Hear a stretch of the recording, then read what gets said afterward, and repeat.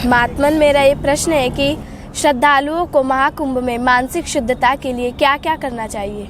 श्री तीर्थराज प्रयाग में जब श्री भरत जी आए थे सिंगवेरपुर से, अयोध्या से चल के आए थे, तो अयोध्या से ही भगवान को मनाने जब चित्रकूट जा रहे थे तो पैदल चले।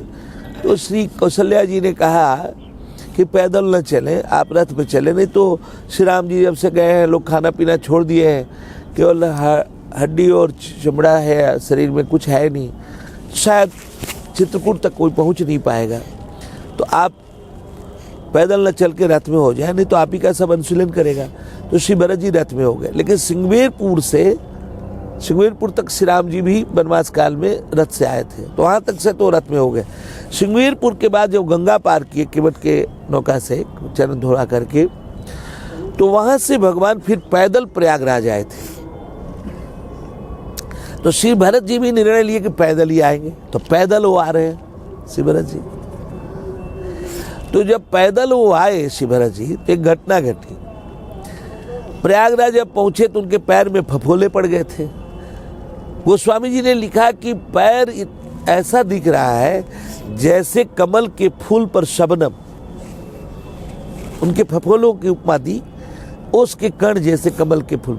हम भी पैदल चलते हैं तीर्थ यात्रा में, लेकिन हमारे पैर के फफोले टूट जाते हैं, और उनके पैर के फफोले जो है शबनम की तरह, उसकी कण की तरह सुंदरता को बढ़ा रहा है।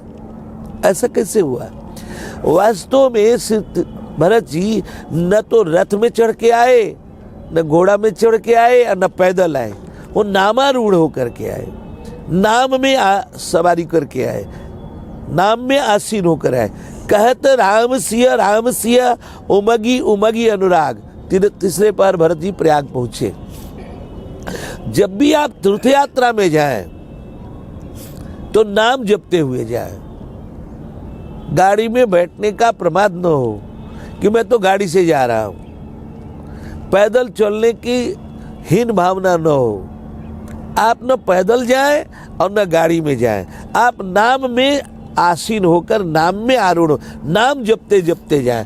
नाम जपते जपते जब जाएंगे नहाने में, तो नाम जपने से आपको शुद्धि प्राप्त होती है साधु। और नाम जपते हुए स्नान करेंगे तो स्नान 1000 टाइम बढ़ जाएगा, उसका लाभ बढ़ जाएगा। तो हर श्रद्धालु को यहाँ आना चाहिए, चाहे वो गाड़ी से आए, ट्रेन से आए, प्लेन से आए, कार से आए, मोटर से आए, रथ हाथी घोड़ा से आए, नाम जपते हुए।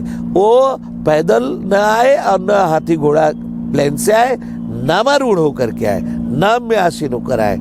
और श्री भरत जी तीर्थराज प्रयाग जब आए तो श्री भारद्वाज जी जो उस समय नगर के अध्यक्ष थे, तत्कालीन समय में उन्हें कुलाधिपति की संज्ञा प्राप्त थी। श्री भरत जी ने को देखकर श्री भारद्वाज जी ने कहा, श्री भारद्वाज जी ने बड़ी बात कहा कि हे भरतलाल जी, आपका आगमन इस धरती पर तीर्थराज प्रयाग में, प्रयाग सहित हमारा सौभाग्य है कि आप यहाँ पधारे। तो यहाँ जब आप आए, भरत जी कौन है? राम जी के प्रेमी है, राम जी को मनाने जा रहे हैं, तो श्री राम को मनाने के लिए आए, श्री राम को रिझाने के लिए आए। राम कौन है?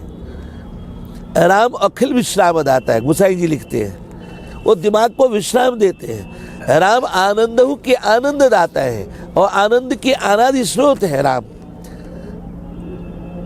तो राम रेस्ट ऑफ रेस्ट है, राम प्लेजर ऑफ प्लेजर है। दिमाग को रेस्ट देना, दिल को प्लेजर देना, ये श्री राम है। श्री राम को मनाने का अर्थ है दिमाग को रेस्ट प्राप्त कराना। रेस्ट दिमाग को होवे इस दिशा में प्रयास करें, दिल को प्लेजर प्राप्त होवे इस दिशा का प्रयास राम को रिझाना है। और राम जब भी भारतीय संस्कृति में कहा जाता है तो सीता कही गई है साथ में, श्री सीता जी का भी नाम है उसमें। हम जब भी कहें कि राम जपना, जैसे गोस्वामी जी जब कहेंगे कि राम जपिए, तो इसका मतलब सीता राम जपिए। श्री सीता जी उसमें अंडरस्टूड है। तो सीता जी कौन है? सीता जी सुंदरता को सुंदर करें, वो ब्यूटी ऑफ ब्यूटी है। तो जब दिमाग रेस्ट ऑफ रेस्ट को प्राप्त होता है, रेस्ट ऑफ रेस्ट से रेस्ट लेता है, प्लेजर ऑफ प्लेजर से रियल प्लेजर को प्राप्त होता है, देन आफ्टर जो आपके शरीर और संसार की ब्यूटी है वो सीता तय करती है। हर कंज्यूमर यूनिट चाहता है, पूरी दुनिया का वर्ल्ड वाइज, कि हमारे दिमाग को रेस्ट प्राप्त होवे, दिल को प्लेजर प्राप्त होवे और शरीर संसार सुंदर हो जावे। हर कंज्यूमर यूनिट चाहता है ना बाबा। तो यहाँ आने से, नाम जप करके स्नान करने से आपको दिमाग को परम विश्राम मिलता है, दिल को परम आनंद मिलता है और आपका शरीर संसार सुंदर हो जाता है। बोल सीताराम जी महाराज की। तो सीताराम जी का नाम लेके स्नान करें। यहाँ जितने लोगों ने स्नान किया है सबसे बड़े स्नान करने वाले श्री सीताराम जी हैं, इसलिए श्री सीताराम जी का ध्यान करते हुए यहाँ स्नान करना चाहिए। बोल सिया वर रामचंद्र की।